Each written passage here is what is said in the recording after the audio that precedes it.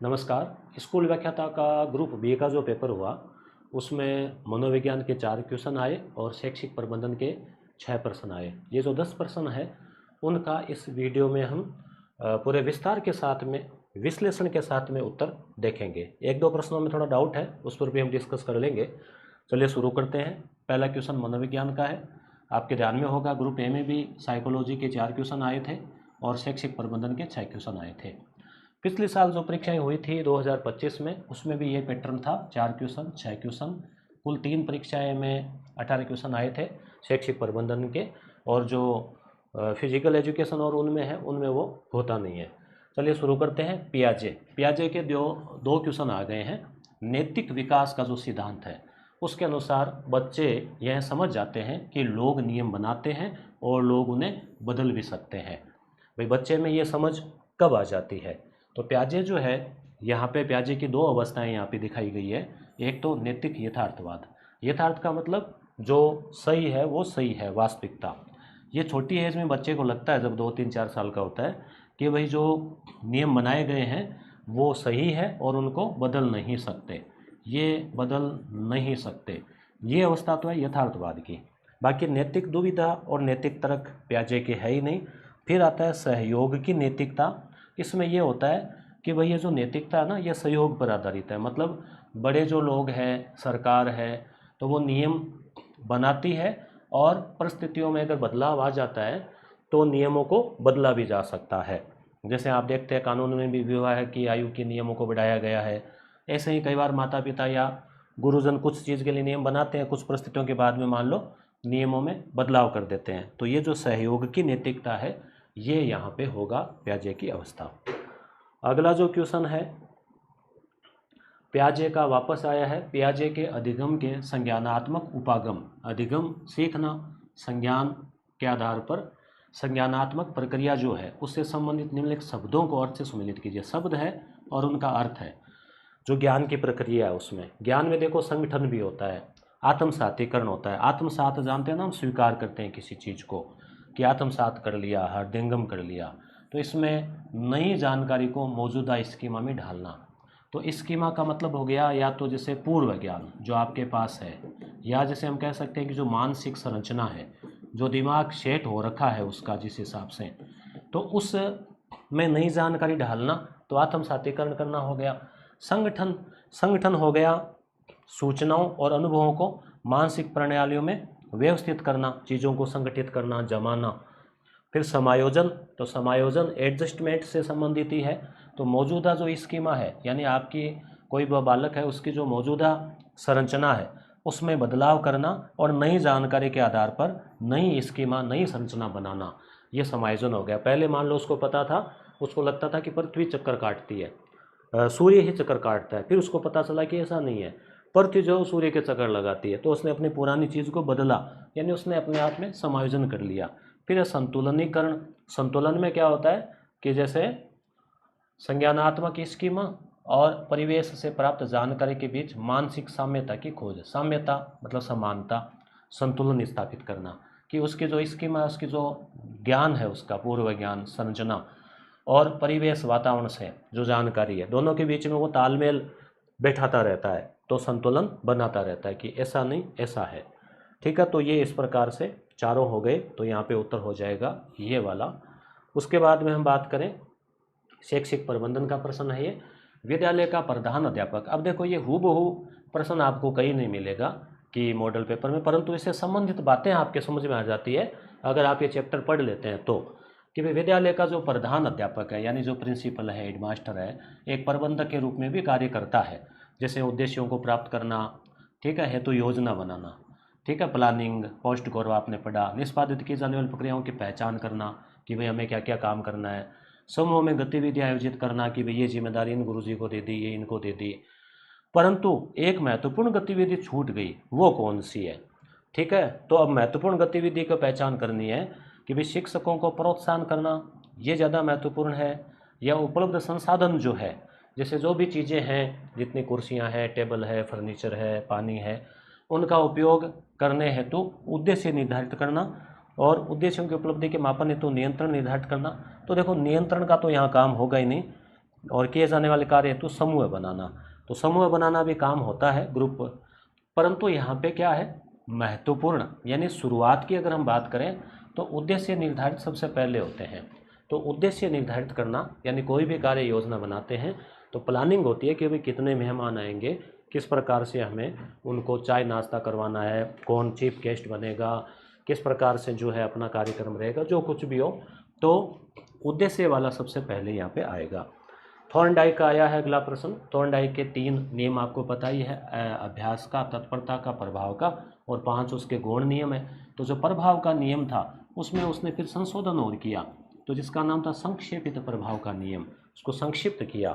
तो यहाँ पे बात आती है कि पुरस्कार से उद्दीपन अनुक्रिया, उद्दीपन और अनुक्रिया आप समझ गए। जैसे बच्चे ने मान लो थोड़ा रोना शुरू किया स्कूल जाने के लिए, तो उसको चॉकलेट दी, तो फिर वो राज स्कूल चला गया। तो उद्दीपन के साथ अनुक्रिया हुई और उसको पुरस्कार दिया। तो पुरस्कार से क्या हुआ कि वो खुशी खुशी, अब जैसे ही स्कूल जाने के लिए होगा उसको चॉकलेट मिलेगी, चला जाएगा। तो पुरस्कार हो गया, उद्दीपन के अनुसार अनुक्रिया होगी, परंतु दंड से कमज़ोर हो जाता है। एक तो ये बात। दूसरी बात, तो पहली बात देखो ये तो सही है कि पुरस्कार से उद्दीपन और अनुक्रिया का संबंध मजबूत होता है। ये लाइन इसमें है, इसमें ये कमज़ोर है, ठीक है। इसमें न तो ये भी नहीं है, अब यहाँ पे संबंध मजबूत होता है।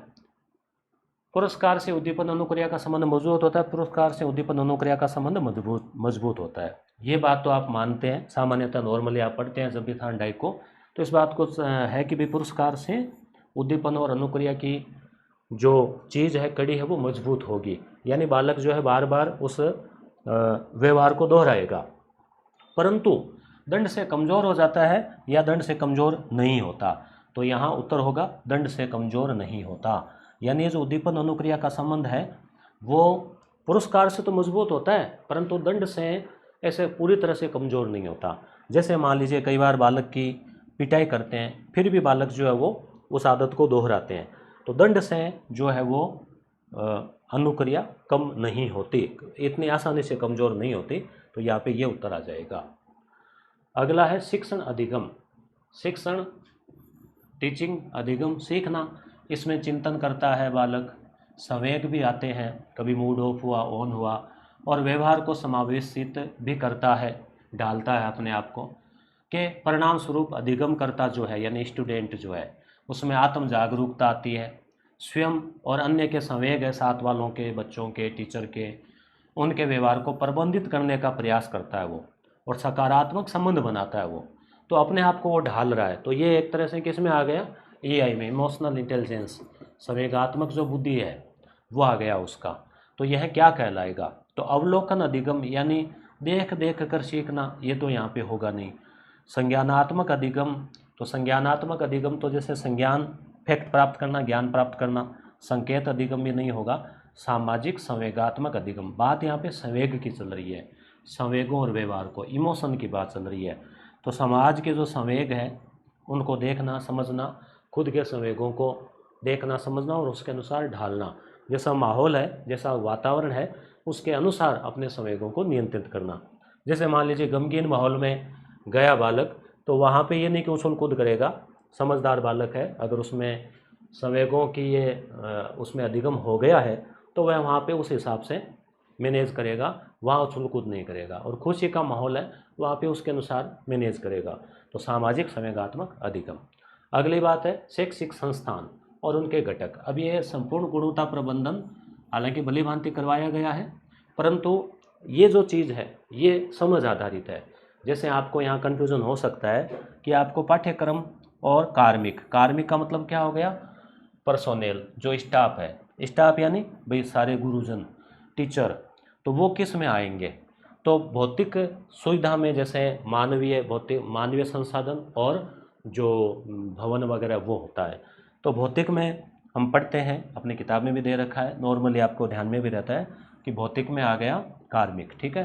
पाठ्यक्रम जो है वो इंटेलेक्चुअल कार्य है, बौद्धिक गतिविधि से संबंधित है, उसको पाठ्यक्रम को पढ़ना, समझना, याद करना, ठीक है। अंतर्व्यक्तिक संबंधों को देखें कि भाई जो आपस में बालकों के साथ और गुरुजनों के है, तो वो संवेगों के ऊपर निर्भर है, अपने संवेगों को कंट्रोल करना, और संवेगों के आधार पे ही विचार जो है उनके चेंज होते हैं, होते हैं। और ये नवाचार में हालांकि आध्यात्मिक पूरी तरह से तो सही नहीं है, परंतु क्या नवाचार होता है तो वो आध्यात्मिक और अंतरात्मा से जुड़ा हुआ कार्य है। तो इस प्रकार से अगला है माध्यमिक शिक्षा बोर्ड का। अब ये प्रश्न वैसे ज़्यादा कठिन नहीं है, क्यों? क्योंकि यहाँ पे जो लाइन है कि बोर्ड के सचिव की नियुक्ति अध्यक्ष द्वारा की जाती है, ऐसा आपने किसी भी संगठन में नहीं पढ़ा कि बोर्ड का जो सचिव है, ये सचिव भी अपने आप में एक पावरफुल पोस्ट है। IAS या RS के रैंक के लोग ही सचिव बनते हैं, तो इसलिए ये सीधा सीधा है। दूसरी बात, ये चीज़ें अपने किताब में, नोट्स में सब जगह बताई हुई है कि कुछ सदस्य होते हैं उनको विधानसभा अध्यक्ष द्वारा मनोनीत किया जाता है, ये भी आपको इसमें दिखा देंगे। कुछ सदस्यों को राज्य सरकार द्वारा और बोर्ड के अध्यक्ष को राज्य सरकार मनोनीत करती है। तो अगर हम मैनेजमेंट वाले प्रश्नों की बात करें तो टेलीग्राम पे वैसे भेजा था, जैसे देखिए कि ये क्वेश्चन आया था आपके, अभी हम देखेंगे। NEP 2020 के अनुसार सामाजिक और आर्थिक रूप से वंचित छात्र है, वहाँ अधिक संख्या वाले क्षेत्रों के लिए छात्र शिक्षक अनुपात क्या होना चाहिए? तो जो कमज़ोर बच्चे हैं वहाँ अनुपात कम होगा तो ही ठीक रहेगा ना। बच्चे ज़्यादा हैं तो गुरुजी उन पर ध्यान नहीं दे पाएंगे। तो नॉर्मली RT में तो अपने 1 से 5 30 का और 6 से 8 में 35 का चलता है, परंतु नई शिक्षा नीति में ये कहा गया है कि सामान्य अनुपात 30:1 का ही रखना है। ये बात भी अपन ने बता रखी है NEP में, पुस्तक में भी और क्लास में भी। और ये बात यहाँ पे भी देखो, जो ओरिजिनल PDF आपको पढ़ाई थी क्लास में, उसमें बाकायदा जो ओरिजिनल PDF उसमें दे रखा है कि वंचित बालक है वहाँ PTR 25:1 से कम होना चाहिए। ठीक है, इसी तरह से ये बोर्ड वाला प्रश्न है। तो देखो, जैसे राज्य सरकार द्वारा मनोनीत सदस्य 17, कुछ सदस्यों को राज्य सरकार, कुछ सदस्यों को विधानसभा अध्यक्ष, तो विधानसभा अध्यक्ष द्वारा मनोनीत 2। बोर्ड के अगला है बोर्ड के अध्यक्ष को राज्य सरकार द्वारा, तो ये चेयरमैन अध्यक्ष राज्य सरकार द्वारा मनोनीत। ठीक है, तो सचिव जो है, सचिव भी राज्य सरकार के द्वारा ही होता है, बोर्ड द्वारा नहीं होता। अगला जैसे हम देखें RT वाला प्रश्न 6 से 8, इसका हम विश्लेषण करेंगे इसका कि ये जो क्वेश्चन है अभी यहाँ पे आपके, ये भी यहाँ पे देखो, मैं बताऊँ आपको कि पहले अपन उसी प्रश्न को देखते हैं ताकि आपकी भली भांति है उस पर चर्चा कर सकें। अब देखो, जैसे ये यहाँ पे बात क्लियर होगी, उसके बाद में ये वाला प्रश्न है कि RT अधिनियम 2009 के अंतर्गत 6 से 8, अब 1 से 5 के अलग मानक है, 6 से 8 के अलग मानक है, प्रतिमान और मानक। अब यहाँ पे 2 की बात करें, प्रति सप्ताह शिक्षण के लिए न्यूनतम 45 घंटे, ये बात सही है। 6 से 8 के लिए 45 घंटे हैं, साल में 1000 घंटे हैं। 1 से 5 के लिए 800 है और इनके लिए 6 से 8 के लिए 1000। तो ये 2 बातें तो सही है।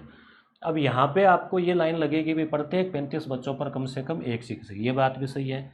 शुरुआत में अनुपात 1:35 का है, परंतु आगे फिर वो अनुपात बदल जाता है, आगे फिर 40 पे 1 हो जाता है। तो ये बात भी पूरी तरह से सही नहीं है। अब इस बात की बात करें कि प्रत्येक विद्यालय में एक पुस्तकालय हो, ये बात तो कही गई है कि पुस्तकें रखने के लिए भी जो है उनको संधारित किया जाए, रखा जाए। विज्ञान प्रयोगशाला की पूरी तरह से बात नहीं है।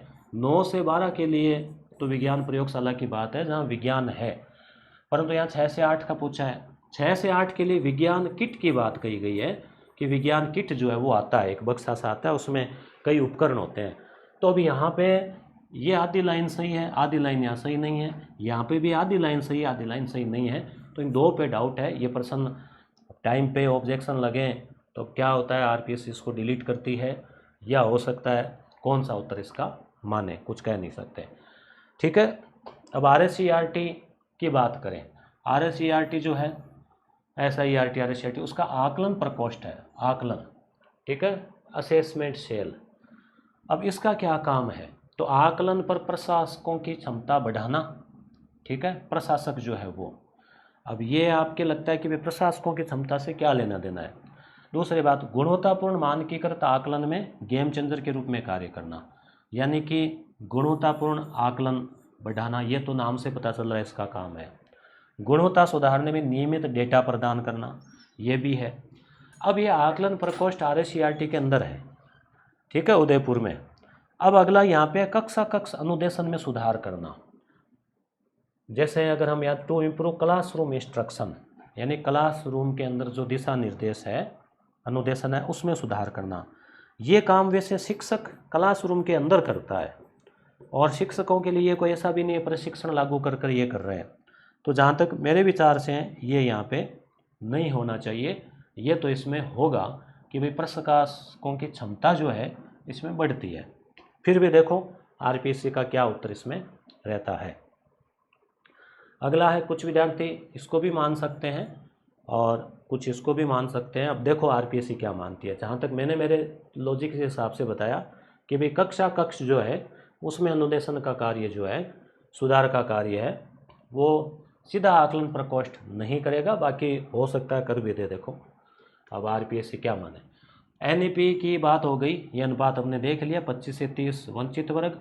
सामान्य के लिए इसकी बात चल रही है कि ये होना चाहिए, और अपने नॉर्मली 6 से 8 वो होता है। अब हम इस क्वेश्चन का थोड़ा सा विश्लेषण कर रहे थे, तो ये हमने देख लिया, और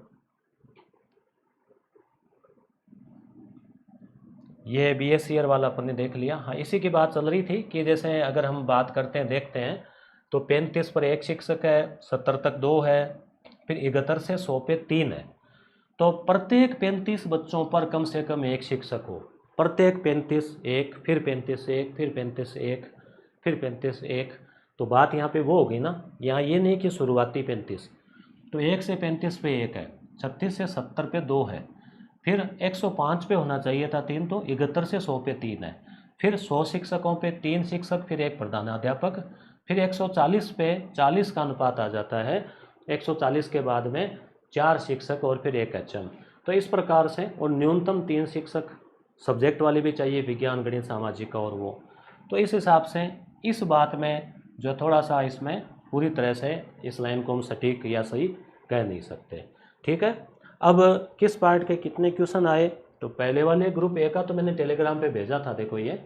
इसी प्रकार से इसका भी जो है वो बना के मैं भेज दूंगा कि भाई किस पार्ट से कितने क्वेश्चन आए हैं। शायद मेरे ख्याल से वही रहा होगा, जैसे ग्रुप ए में रहा था पूरा पैटर्न व्यवस्थित, वैसे ही। और मैंने आपको शुभकामनाएं दी थी, उस वीडियो में कहा भी था कि पैटर्न का कोई भरोसा नहीं है। जैसे कई बार अब नॉर्मली एक ट्रेंड चल गया कि आरपीएससी ने पैटर्न बदल दिया, और हर जगह कथन कारण से प्रश्नों की प्रैक्टिस आप कर रहे थे, और उसमें थोड़ा मैंने जिक्र भी किया था कि आरपीएससी का कोई भरोसा नहीं है, हो सकता है पेपर थोड़ा सरल भी बना दें। तो ग्रुप ए वाले पेपर है उसको सरल बना दिया था काफ़ी, 1 लाइन वाले प्रश्न थे। हालांकि वो कठिन ऐसे लगता है कि उसमें वेराइटी ज़्यादा है, गणित अंग्रेजी विज्ञान, इस वजह से थोड़ा स्कोरिंग तो थोड़ा कम होता है, परंतु तुलनात्मक रूप से पेपर सरल था पिछले वर्षों की तुलना में, और जैसा पेपर अक्सर पहले आया करता था कई सालों पहले। तो ऐसे लगा कि थोड़ी राहत की सांस मिली है, परंतु आज वाले पेपर को देखें और जो राहत की सांस थी वो थोड़ी अटकी हुई महसूस हो रही है कि पेपर पुनः कठिन बनाया गया है, और यहाँ पे 40% एक चुनौती रहेगी विद्यार्थियों के लिए। शायद रेशियो तो वही रहा होगा। राजस्थान भूगोल के अगर 10 क्वेश्चन इसमें आए हैं, तो फिर आपको वो पार्ट थोड़े से अच्छे से तैयार करने चाहिए। ग्रुप सी और ग्रुप डी के लिए राजस्थान भूगोल के 10 क्वेश्चन आते हैं, तो राजस्थान वाला पार्ट भी मायने रखता है। शैक्षिक प्रबंधन इसमें थोड़ा सा कम कठिन मान सकते हैं 2-3 सवालों को। मनोविज्ञान भी थोड़ा कठिन रहा, क्योंकि उन प्रश्नों को थोड़ा गहराई से समझना होता है। यहाँ पे हम सॉल्यूशन करते हैं तो उस चीज़ को भली भांति पढ़ के समझ के आराम से रीडिंग करके फिर सॉल्यूशन करते हैं। एग्जाम हॉल में स्टूडेंट होता है, उसके ऊपर तो इतना प्रेशर होता है, सारे प्रश्नों को उसने पढ़ा है, फटाफट पढ़ना करना, तो वहाँ पे उसको करना एक अलग माहौल में करना होता है, तो चैलेंजिंग ज़्यादा बन जाता है। ठीक है, मिलते हैं अगली क्लास में। धन्यवाद।